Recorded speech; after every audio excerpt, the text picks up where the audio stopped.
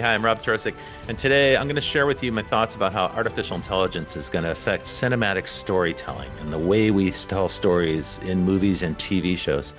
I've spent most of my career working in the media industry, either inside of motion picture companies, studios, and TV networks, or outside with disruptive companies that are trying to transform it and introduce new technology. I launched some of the very first streaming services. I was involved in some of the very first cable TV and satellite TV launches internationally. With Oprah Winfrey, I launched one of the very first converged broadband and cable TV networks. But in the most recent years, I've been very focused on generative artificial intelligence. And in the last couple of years, I founded a studio with some colleagues to make tools designed to tell stories, cinematic stories, using generative artificial intelligence. And recently, a group called the Hollywood Professionals Association invited me to give some remarks. Now, the folks in the Hollywood Professionals Association include the heads of production from most of the major studios and the streaming companies and TV networks, and also a lot of the folks who run post-production facilities and special effects shops and so on. So it's a group of people at the peak of their skills who are deeply involved in the Hollywood production scene. They have an annual event each year. They call it the Tech Retreat, and they invited me to give the closing keynote speech on the topic of storytelling, cinematic storytelling with artificial intelligence. And so without further ado, let me share with you a version of the talk that I gave to the folks at the Hollywood Professionals Association. My topic is storytelling without limits, because I think artificial intelligence is going to help us transcend the limitations of budget and time and cast and crew and size and space that currently constrain the way we tell stories. And in this talk, I'll explain exactly what I mean. But to get started, I want to start with a story from a while back, a story from the past, because I think it'll put the magnitude of the change we're about to experience in perspective. I'm going to talk to you about what happened around the year 2000.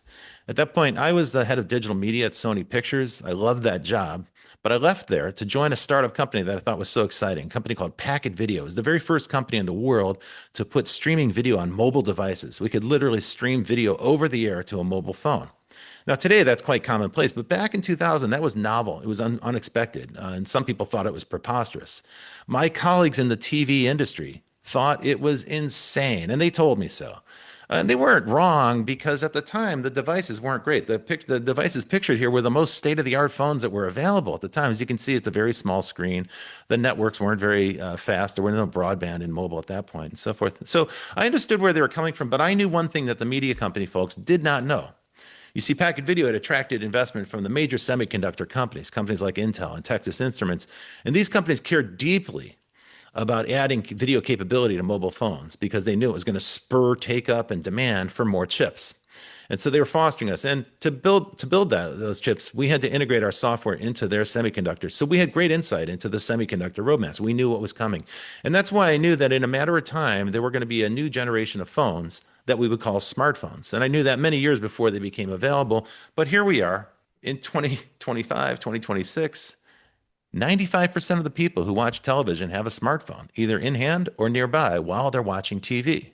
And by the way, this is not a secret. It's well understood. Matt Damon made a joke about it. He was on the Joe Rogan podcast a few weeks back, and he made a joke. He said people are watching TikTok on their smartphones while they're sitting on the couch watching Netflix on TV. Now, what's interesting about this is the second screen in this scenario is the television. That's on in the background. What people are really paying attention to is the phone in their hand.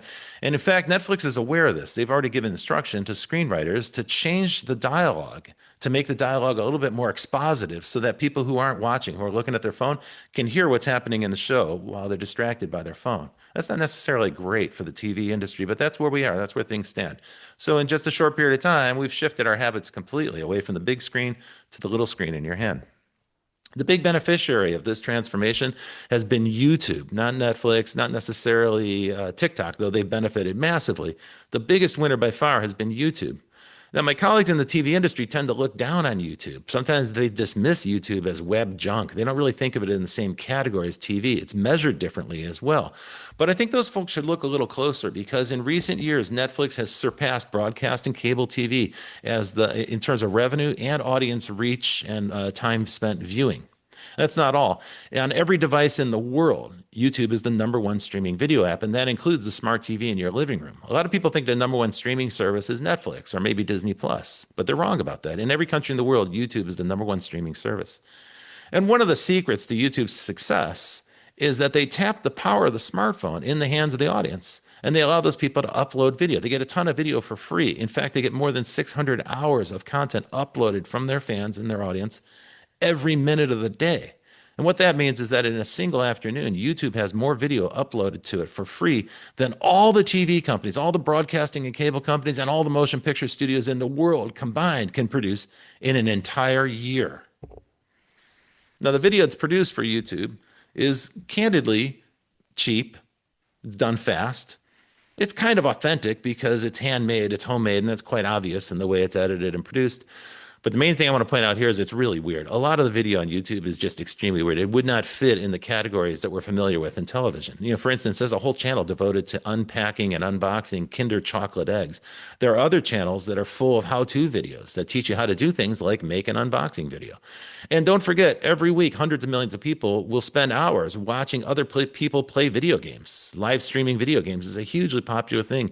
In this example, I'm showing Code Miko, who is an invented 3D character who plays video games while other people watch her playing the games. The point here is that the emergent behavior in any kind of networked entertainment is always hard to predict, and sometimes it's deeply strange because no one can anticipate what uses people are going to put these tools to.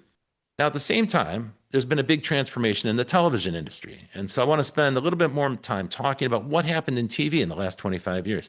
Now, TV globally is about $1 trillion business. And when I say TV, I should broadly say it's all forms of motion picture. So that's box office from theatrical motion pictures, home video, streaming video, broadcast, satellite, cable television, as well as social video on the social platforms. So all forms of video combined is about $1 trillion market, give or take a few $billions. North America comprises 35% of that market. It's the biggest market, followed by Southeast Asia, and then Europe follows. The rest of the world makes the other 15%. The economics for broadcast TV, cable TV, and motion pictures are collapsing. This is one of the impacts of the shift to streaming. Revenue for traditional TV, for instance, has been in decline steadily for more than a decade. At the same time, the cost of content continues to go up, in some cases by a factor of 10%. So this is clearly unsustainable. You can't have a business where revenue is dropping and the costs are rising. You're going to have to make some dramatic changes. That's one of the reasons why I think generative AI is actually going to be a great solution for some of the problems that ail Hollywood right now. But in the meantime, one of the inevitable consequences of rising cost and falling revenue is consolidation. There's been a wave of mergers and acquisitions since the streaming era began.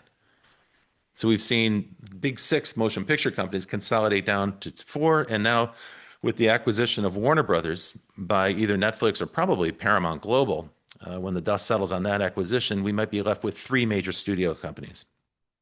And along with every one of those waves of consolidation came budget cuts, layoffs, and heavy reliance on formulaic, proven franchises. In other words, risk aversion.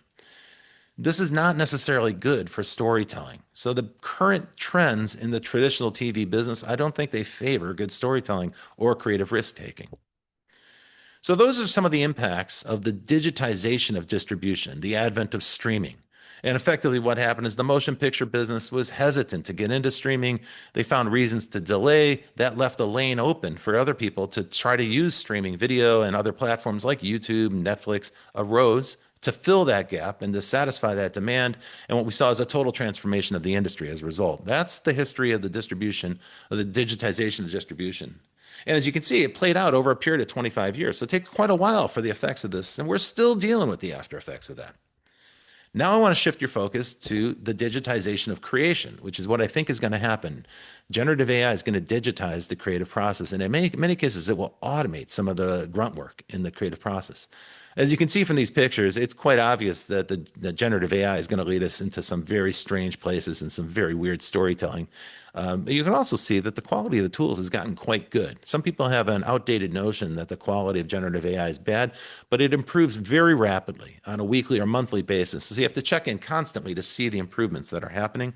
The point here is that innovation is moving very fast in this space. I bring that up because a lot of folks I know in the motion picture business tend to look at the weaknesses of AI and they dismiss it. They write it off. They say it'll never work. It's the sort of same story that I heard when I was launching streaming video when they said, well, the networks are too slow, the devices aren't high resolution, the color quality isn't good enough. They found reasons to ignore it and push it off their desk so they didn't have to deal with it. I think it creates a blind spot. And I think when you hear people talking, people in the motion picture business talking about generative AI, and they say, well, the quality isn't very good, or the stories are boring and unoriginal, or there's not enough control in the tools, and I can't keep consistency from shot to shot, or gee, the final product lacks a human spark or the human touch. These are all just excuses for not dealing with generative AI. They're a reason to look away from it and ignore it. And I think that creates a blind spot. Let me give you one specific example of this.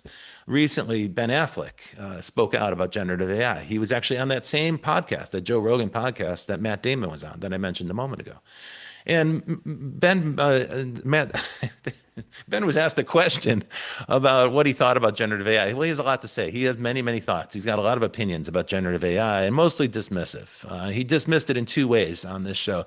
First, he said, look, it's just going to be a tool and it's just going to be used to replace video effects. So he said, I don't want to be in the VFX business. He said that in many other interviews in the past. So he seems to think that the impact of generative AI is constrained only to special effects and video effects. On the other hand, he said there's another scenario, which is that you just press a button and presto, it generates an automatic story. And he said that's bullshit. It'll never happen. I get what he's saying there, and I do agree. I think storytelling is the province of humans. I think you're going to have generative AI tools driven by humans, and I'm very focused on AI tools for human artists to use. In other words, full automation isn't really my bag either. But when Ben posits these two scenarios, what I'm trying to point out here is that he's creating a blind spot because what he's doing is overlooking a vast range of other scenarios where generative AI tools are already being used. In fact, there's much more going on than just generative video. I think that generative video actually shrinks the category down in a way that blinds us. What you have to consider is that there are currently generative AI tools available for every phase of motion picture, from the earliest stages of story development, world building, creating the logic for the world, and ultimately screenwriting. There are also tools for all the stages of pre-production, including pre-visualization and storyboards, the ability to do any kind of design work. And then, of course, for principal photography, we're already seeing AI tools improve substantially. Just in the last month, we saw tools really, new models released from ByteDance, a new model called CDance 2.0, and another Chinese model was introduced called Kling 3.0. And these are outstanding in terms of the quality of the consistency from shot to shot, the lighting control, even the ability to get a decent performance from the actors. These are all areas that are improving very fast. And finally, don't forget, AI is already being used in post-production in a number of ways, not just for video effects or to replace computer graphics, but also for editing process. A number of the grunt tasks in editing can be done by AI, and there are tools already available on the market to do that. And we can also use AI for music score generation and sound effects. This is why I think it's inevitable that generative AI tools are going to be used for cinematic storytelling. And of course, this is a very highly contested viewpoint. A lot of people disagree with me. Many of the people in this photograph. What I'm showing you is a picture of the Writers Guild on strike. And these folks are very much opposed to generative AI because they think it reduces the creative work. They think it's a net loss. And they're not interested in adopting these tools. They certainly don't want to do it at gunpoint if the studios insist on it. But I know something that these folks don't know, which is that once again, I'm looking at the semiconductors and the cost of compute from the semiconductors continues to drop. And this is the key thing to pay attention to when you're considering the impact of generative AI, which is that the cost is falling by a factor of at least 40 to 60% a year. We know this because we know what the next few generations of graphical processing units are going to cost and the efficiency. Each generation of GPU is 2 or 3 times more energy efficient, and that means that the cost of compute is going to drop by the equivalent factor. Those costs are passed along to the people who are using the tools to generate video. In other words, this is a complicated way of saying that the cost of generating a frame of video is going to fall in line with the cost of compute, and that's definitely going to drop by about 50% a year. Let me put this in the perspective of filmmaking. So today, if you want to make a motion picture, say a feature film, a typical 90-minute feature film costs about $100 million. So that's roughly $1 million a minute to make a feature film. To make a major streaming series on a service like Netflix, the most expensive streaming series costs $20 million an episode. And that breaks down to about $300,000 per minute. Now, in the last couple of years, as I mentioned, I was a principal in a company called Neuro Studios that was creating new tools using generative AI to tell stories. And our cost per minute by the end of last year was below $1,000 a minute. This year, I'm told it'll go below $300 a minute. And by next year, we'll breach the $100 per minute threshold. And that's really important because at numbers like that, a small team of creators can be profitable with a series on YouTube. That's going to transform storytelling in ways I'll explain in a moment. Now, at the same time, simultaneously with that cost drop, you're seeing the quality increase. So there's really two trends here happening. The cost is going down and the quality is going up. I think it's in a number of years, if the current trends hold, and I see no reason why they won't, if the current rate of improvement continues into the future, I think it's inevitable that you're going to see video that is indistinguishable to the average person, the average viewer. That generative AI will be indistinguishable from the film that's shot on a soundstage with a camera. And generative characters, this example is Tilly Norwood, which is a bit of a marketing stunt, but nevertheless, it illustrates the point. Generated characters, or what we might call synthetic actors, are going to be indistinguishable from human actors. I know this is highly controversial, but I'm just looking at the trends, and this is what I believe is going to occur. And that means that another scenario is possible. And this is, to me, is the most interesting of all the scenarios. It's not the only scenario, but it's the one I find most fascinating. The idea that a small team using desktop computers can create an entire show, series, or movie from their desktops with no camera, no cast, no crew, no set, no props, no soundstage. They're going to generate everything virtually with generative AI. It's not the only way generative AI is going to be used. There's a number of scenarios where it can be used in a hybrid mode with traditional production, but for me, this is the most interesting one. It posits such a crazy scenario, so many possibilities I'll get into in a moment. My main point here is when you're considering the impact of generative AI on storytelling and filmmaking, you have to look beyond the blind spot. Don't dwell on the weaknesses or the flaws because those are being addressed right now. Our company's fixing them. Over time, those things will improve. Instead, I want to direct your attention to the affordances. And the affordances are the things that AI can do that traditional filmmaking can never do. And that includes rapid iteration at low cost. You can generate dozens of shots in a single day. Fluid output. If you can generate shots that quickly, it means that your film is never really locked. You won't have a final cut, and it won't be a fixed product. It'll be a living thing that you can continue to iterate on. It also means that remixing is incredibly easy. You've seen examples of this. You can see mashups of all sorts on Instagram with generative AI tools. So generative AI makes it incredibly easy to remix. And that invites the fans to participate as well. Sora from OpenAI is a good example of a generative AI app that enables fans to take a show that they've watched and remix it in their own way and tell their own story. It also makes it possible to generate exotic, vivid, surreal science fiction scenarios or mythology scenarios, things that you couldn't really do in a traditional film unless you spent a fortune on special effects. But you can do that very, very cheaply and very quickly with generative artificial intelligence. And that's why I believe we're going to transform entire genres. I'll explain more about what I mean later as I get into this talk. But these affordances, my key point here is this is what you should keep your eye on with generative AI, because this is where disruption is going to come from. And this is where the new modes of storytelling are going to occur. Now, when I think about the future, I always like to use a framework, and I rely heavily on the frameworks developed by other forecasters and other people who thought about the future. One of the people who thought most rigorously about the future of media and entertainment was Marshall McLuhan, the Canadian media theorist. And late in life, his publisher said to him, "Can you write a book called The Laws of Media?" And he did so. And in that book, he posited a thing called McLuhan's tetrad of media effects. And you could search this on the web. It's actually worth reading. It's an incredibly useful tool for thinking about the future of a new medium. So what McLuhan said, in essence, is when there's a new medium introduced, it doesn't have one single impact. It has multiple impacts. It has multiple effects. And so what happens when you have a new medium coming in is it has an impact on current trends.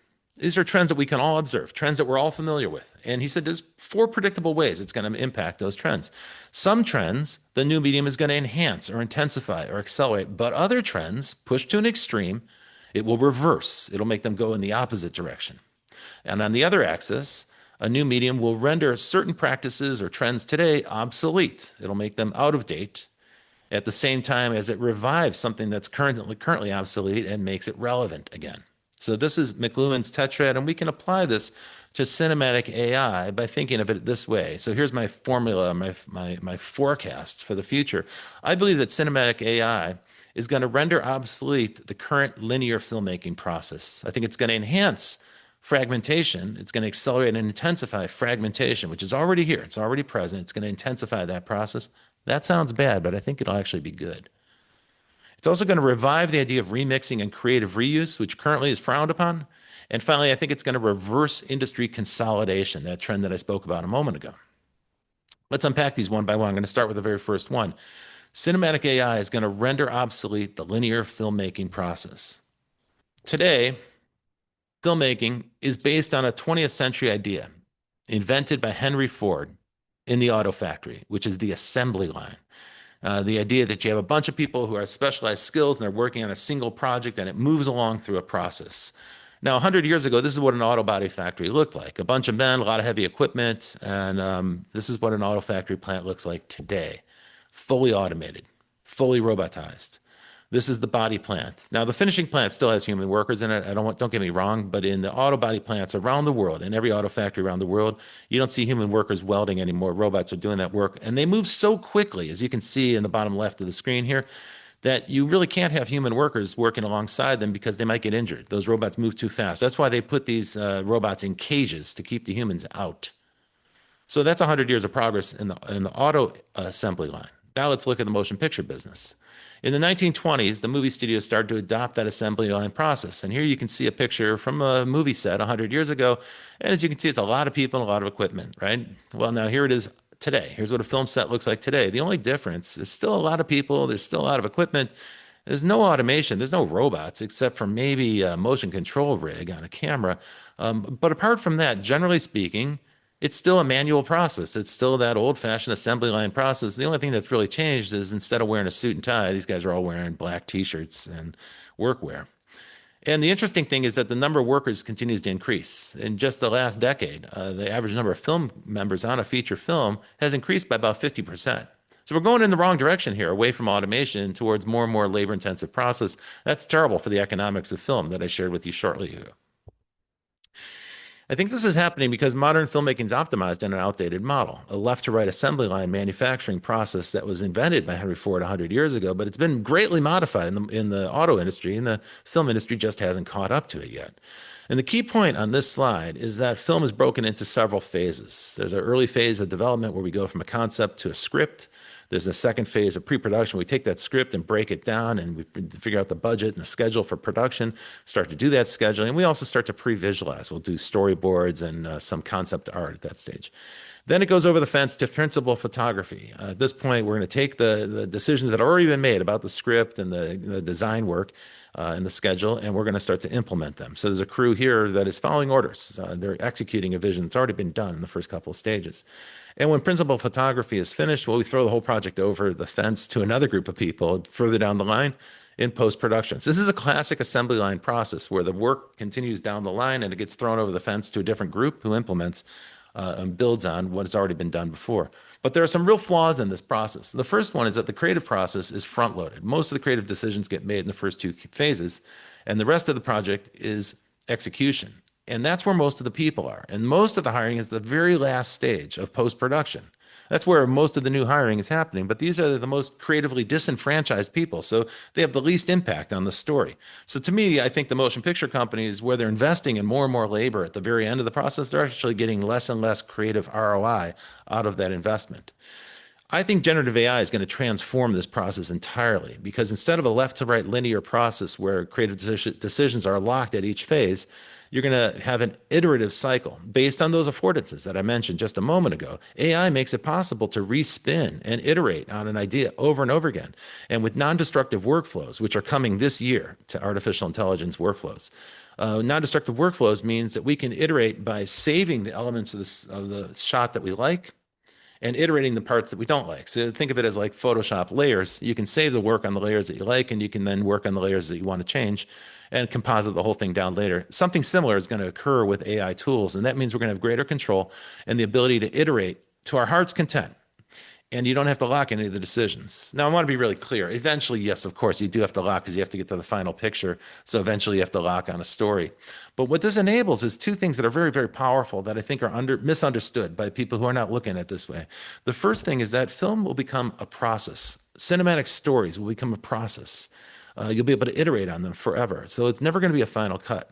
And we already know that filmmakers want to do this because George Lucas has been doing this his entire career.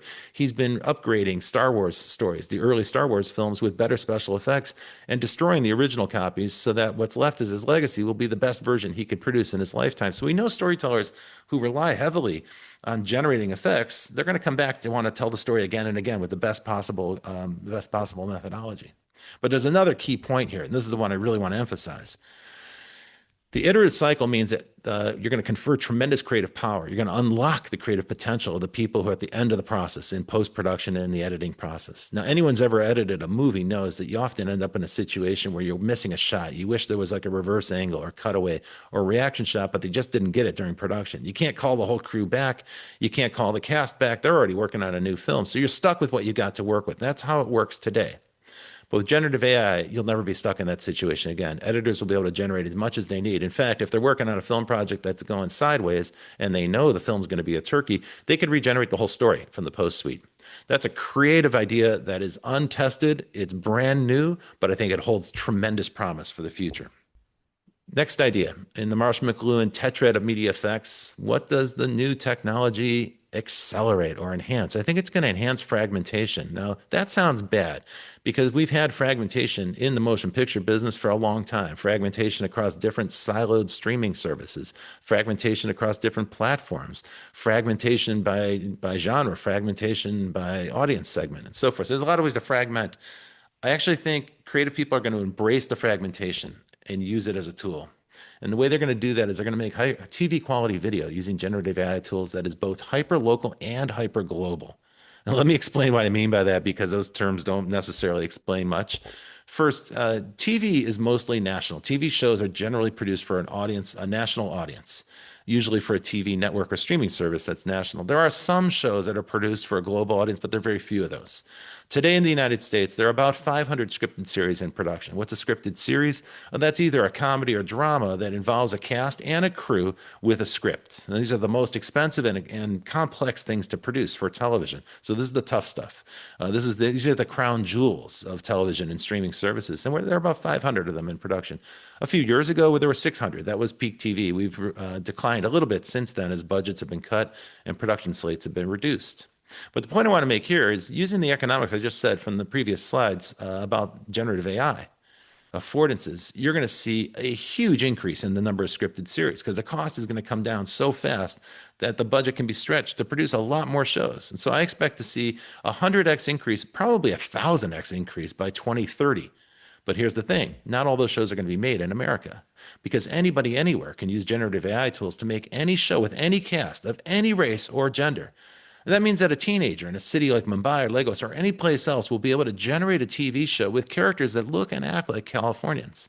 It'll look like a show that was shot in Southern California with cars that look like they're American cars, but it can be generated anywhere. And of course, this is not limited to stories about Californians or even North Americans. Instead, what I think you're going to start to see is hyper-localized stories emerge from neighborhoods around the world where people start to tell stories with characters that look like the people in their neighborhood or the people in their country. And they're going to be stories that are familiar to the people in those regions.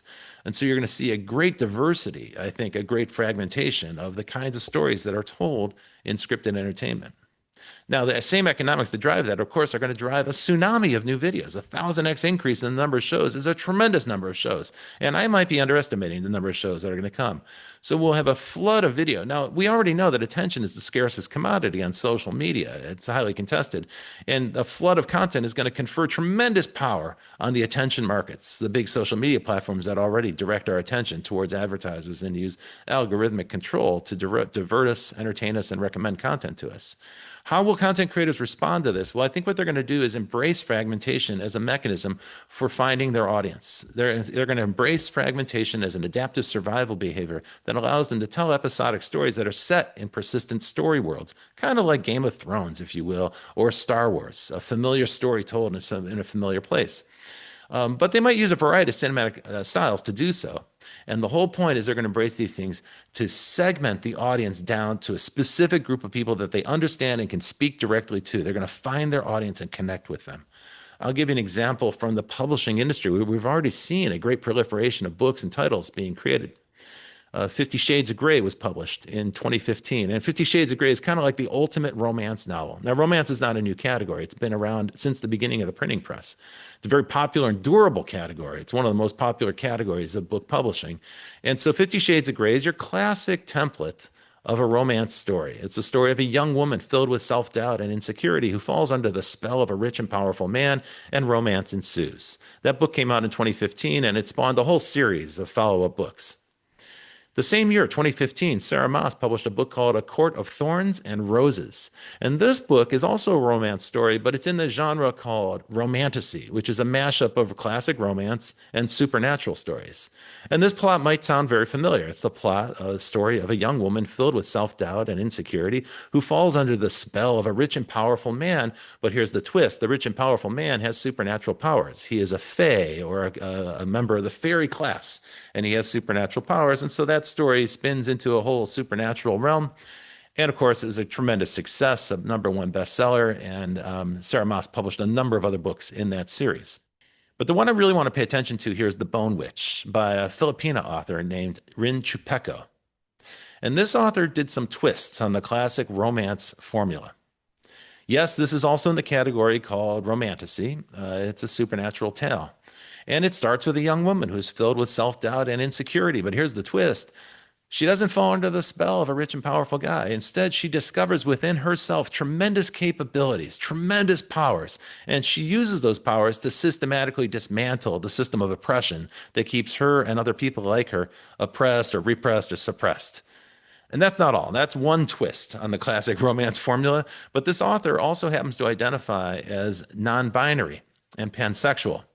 And so she's written for an audience of people who are like-minded. And so as a result, you have every type of romantic interlude and every type of romantic intrigue that you possibly can imagine. It's not limited to men and women. And so we've kind of remixed the formula in a couple of different ways. And the reason Rin Chupeco did this is that they were focused on finding their tribe. And this is what authors and storytellers must do in a highly fragmented market. You embrace the fragmentation of genre. You accelerate the fragmentation of genre to connect directly with a micro audience that resonates with the message you've got. It's a very tailored message for a very tailored group of people. And when you find them, you're going to continue telling stories in that world as long as they're listening. Now, I don't want to make this sound like I'm going to focus solely on gender dynamics or gender orientation. Anyway, my point is that there are a number of different ways to split the audience or divide them. And it's at the intersection of these attributes that we're going to find the most interesting stories emerge when storytellers start to fragment their audience on purpose to connect with them. Add to this one of the other affordances of generative AI, which is that there's a diversity of visual styles available, whether it's this kind of like gothic sci-fi fantasy thing, or the ability to take like a classical art style and animate it and bring it to life, or the ability to mash up some kind of classical art styles together with things like insect life. And here in this example, they're reviving some of the designs by Pablo Picasso and similar artists from the Dada era for the Ballet Russe and turning those into a kind of a narrative sequence. And here's another great example, just because it's so weird and funny. These are kind of like cybernetic sisters of mercy who are building, they're turning their church into a giant synthesizer. And the point here is that there's a range of diverse visual styles that generative AI makes possible. And when you add that to this fragmentation of genre by audience, you're going to start to see like splinter stories come about. And the idea there is that generative AI will accelerate and intensify and narrow audience segmentation down to a core tribe that really resonates with the story and identifies with it. The reason I'm so confident that this is going to happen is because it's already happened. Last year, in 2025, the big generative AI breakout trend that spread around the world was Italian brain rot. And Italian brain rot was so successful, it got all the way around the world and spawned a whole range of merchandise products, things like coloring books and food products and even apparel like boxer shorts, before Hollywood even woke up and realized that this was a trend. Italian brain rot emerged from the bowels of Roblox, an online game community. And then as it moved around the world, it metastasized and merged with another great trend that was designed to split a generation, to split the audience, to fragment the audience. And that's 6-7. You probably heard about 6-7, but if you didn't, 6-7 is really simple. It doesn't mean anything as a phrase. It carries no content. It's there simply for the purpose of splitting the audience into people who get the joke and people who don't get the joke. So if you understand 6-7, you're in. If you don't understand 6-7, you're like, what's 6-7 about? You're out. You're not part of that crowd. That's the function of it. That's an exact perfect illustration of splitting the audience and finding a way to segment or fragment the audience down using content. And of course, 6-7 merged with Italian brain rot. You can see that on the right side of the picture. The next trend I want to talk about, or the next effect, media effect on trends that we can observe today, is the idea of retrieving, remixing, and creative use. Now, currently, these concepts are frowned upon by most people in the motion picture business because they liken it to stealing.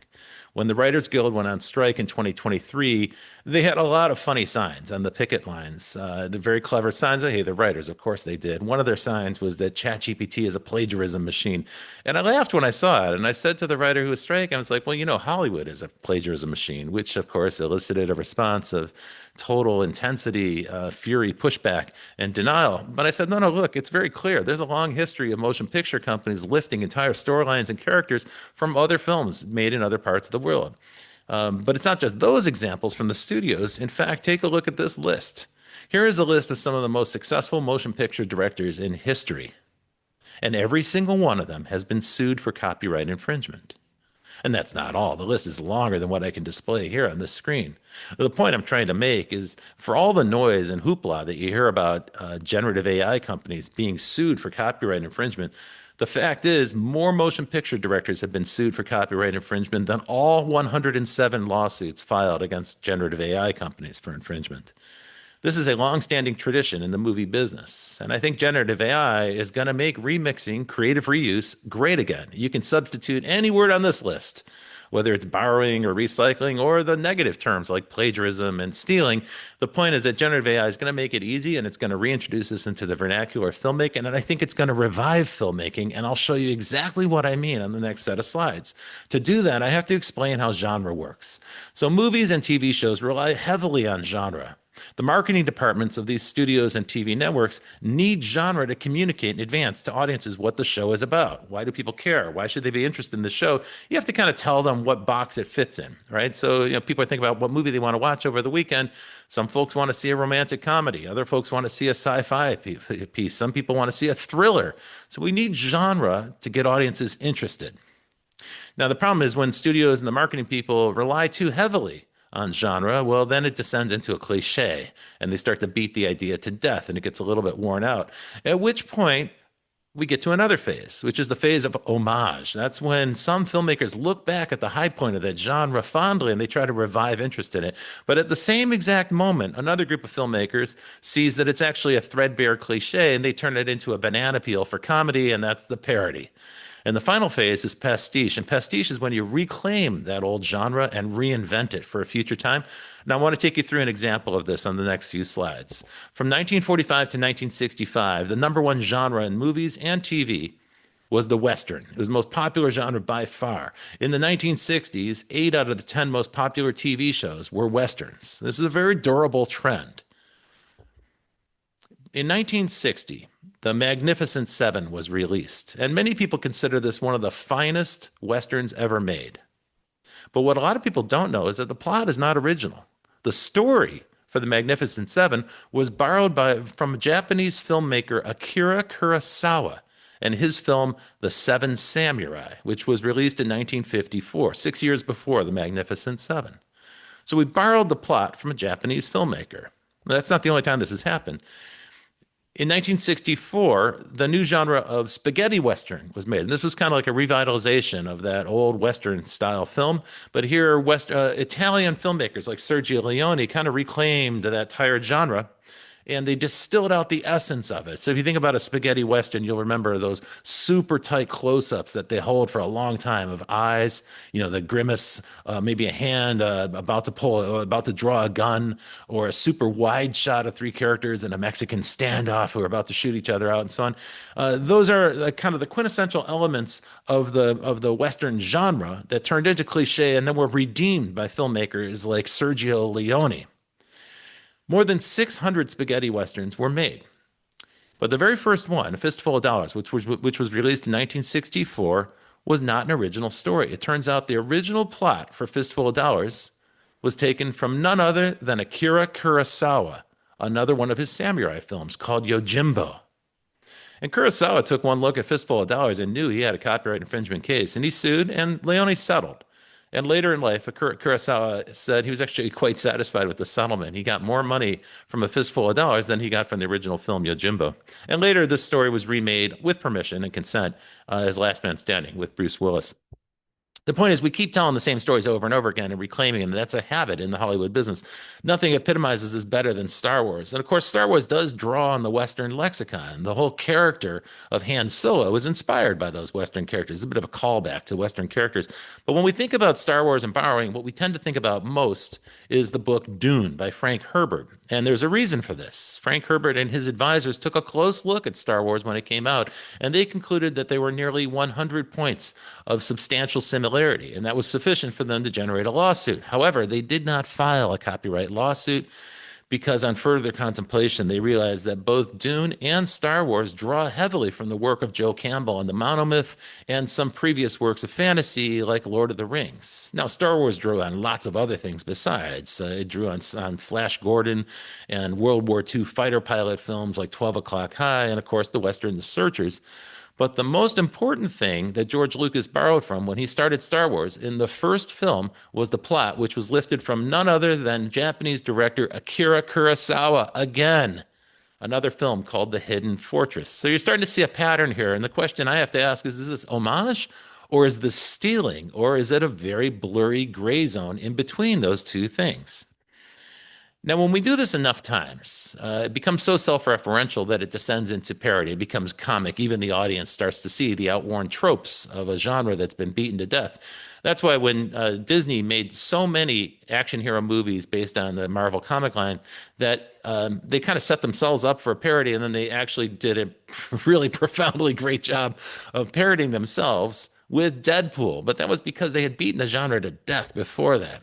Other film franchises do this inadvertently. So you could say that, for instance, in 007, James Bond, that franchise lasted so long that by the time Daniel Craig was making films, they had all these visual callbacks to the kind of heyday, the glory days, the days when it was fresh, when Sean Connery played 007. But that callback, that self-referential nature, set that whole franchise up for a series of brutal parodies by Johnny English, by Rowan Atkinson. In fact, some filmmakers like Mel Brooks made an entire career out of lampooning tired genres. But just when a genre is completely depleted, it shifts from parody to pastiche. And this is really what I want to draw your attention to in this section, because I think this is where generative AI is going to help us and maybe accelerate something. So pastiche is like a blank parody. It's parody without the comic element, without the sarcasm, or without the critique or criticism. It's a blank parody in the sense that it doesn't really signify anything. It's reusing tropes, it's reusing familiar elements, it's reusing storylines and some familiar characters, but it's not doing with an intent to comment on the original material, and certainly not in a satirical way. Instead, it's doing something different. It's imbuing those old tropes with new meaning. It's turning them into a vernacular for a new kind of storytelling. And in a way, it's creative recycling. So we've seen many versions of this. Films like Dead Men Don't Wear Plaid and Zelig actually mingled new footage with classic film footage in a way that was almost indistinguishable to audiences at that time. Other films like The Artist and Mank, here the cinematographers and the filmmakers went to great lengths to recreate the conditions, techniques of old films to kind of invoke the mood from a previous period, because that accelerated or enhanced the story that they're trying to tell. When pastiche is done right, it doesn't just recap a genre or recycle a genre. It redeems the genre and elevates the genre. And you can say that is true of Dr. Strangelove, which redeemed the kind of, end of the world nuclear terror film, which was a genre of its own in the 60s, and Prince's Bride, which did the same for fantasy stories. These began as satires, but what they ended up doing was redeeming and elevating the genre themselves. And when we talk about pastiche, we have to acknowledge the ultimate master, the person who packs more film references into a single story than any other director in history. I'm talking, of course, about Quentin Tarantino. And Tarantino is very clear about what he's doing. He says, I steal from every movie ever made. If people don't like it, then tough titty, don't go see it. Great artists steal. They don't do homage. He doesn't do homage. So he's very clear about what he's doing here. Now, I think generative AI is going to accelerate this. I think it's going to redeem the idea of borrowing and doing homage, maybe doing references, maybe remixing, respinning, because Gen AI is a pop culture blender. If it's anything, that's what it is at its heart. It's a mashup machine. And you can see already, just a glance at Instagram will show you that there are dozens of tools that make it incredibly easy to transform a character. And the one on the left, you can see this woman in a regular green sweater has turned her, got a branded shirt on, or she can transform the background that she's in. In the middle, you can put a character in a costume. And on the right, you can transform someone, a regular person shot with an iPhone. You can transform them into a Navi character or even Super Mario. This is trivially easy to do. And I think it's actually going to regenerate some of those tired cliche stories. I think what we're going to see with generative AI is a kind of simultaneous stacking of these techniques. And so a single filmmaker in a single story will combine parody with cliche and pastiche and remix together with visual references from a range of different films. They'll blend them together, style blending, story blending, of various types of recycling and referencing. They'll stack the references up. And that's not all. Not only will Gen AI help filmmakers and storytellers increase the reference density in their films, but it's also going to create an opportunity for the audience to remix these stories and begin to appropriate them and tell their own stories. Now, I know this outrages many people who believe in the sanctity of the artistic output of an individual artist. I understand that that rubs them the wrong way, but we have to understand what movie making really is and why filmmakers borrow from each other so much. If you're in the movie making business, if you're in the cinematic storytelling business, you are in the myth making business. And myth making is never the work of an individual. Myth making is a cultural process of co-creation and the recycling and retelling of familiar stories in different ways, in different contexts, by different narrators over time. That's what makes them myths. And that's why these tropes from Hollywood are so enduring, and it's why we will return to them again and again and again. Gen AI is simply going to enable millions of people to do this. Final point. I believe that generative AI, cinematic AI, is going to reverse the trend of industry consolidation that I began with. And the reason for this is actually quite simple. With generative AI, your film crew can be anywhere. You can collaborate with filmmakers, story makers, sound designers, character designers, costume designers, anywhere in the world. And so it's placeless innovation and remote collaboration. And I think that's going to unlock tremendous amounts of creativity. Many of the people who use generative AI will live in places where there isn't a filmmaking center. There is no movie studio. Many of the people who use generative AI will never set foot on the lot at Warner Brothers or Sony Pictures. For these people, generative AI is going to unlock the imaginative potential and the storytelling capability that otherwise would go stifled and untold. And I think it's going to be a net gain for humanity. Ultimately, what I'm describing are tools. I've just given you examples of dozens of different ways generative AI can be used by a tool in the hands of an artist. I don't think generative AI is going to make stories on its own automatically with the push of a button. I'm skeptical about that scenario. At least in the near term, it seems implausible to me, and I can't imagine why I'd want to watch a story told by a robot. But generative AI tools in the hands of artists and storytellers will enable many more people to tell many kinds of stories that otherwise would be cost prohibitive, or the studio system that we currently have would make it impossible to tell that story or release it or distribute it. At the end of the day, storytelling as an art is the art of making conscious decisions among known alternatives. This is what storytellers do. They don't just randomly stitch together a bunch of incidents. They have a full understanding of each of the storytelling elements and why they selected it. And they understand the effect that adding it in will offer and how it'll enhance their story. And I believe generative AI is going to greatly expand the expressive potential of artists and storytellers. So that's it. I'm Rob Tercek. If you're interested in this, you can scan this QR code and give me some feedback. I'd be happy to hear from you. And then you can download the slides from this talk. So thanks very much for listening. I've enjoyed sharing this with you. I've got much more to say on the topic, and I know this was a lot to take in, but I actually have much more to say about the subject. And you can find me on Substack, where I've been writing about this extensively. Rob Tercek here saying thank you, and I'll see you in the future.